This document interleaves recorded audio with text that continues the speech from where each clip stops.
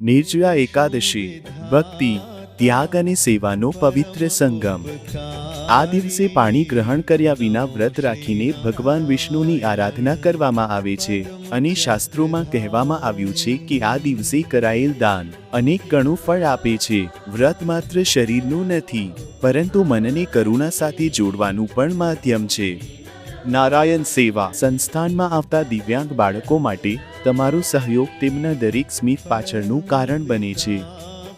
તેમનું દરેક સ્મિત તમારા દાન સાથે જોડાયેલું છે। 3000 રૂપિયા આપી તમે 100 દિવ્યાંગ બાળકોને ભોજન કરાવી શકો છો। આ માત્ર દાન નથી, આ સેવા છે, આ ભક્તિ છે। આ નિર્જળા એકાદશી સેવાનો આ અવસર તમારા જીવનમાં ઉમેરો। આજે જ દાન કરો, પુણ્યના ભાગી બનો।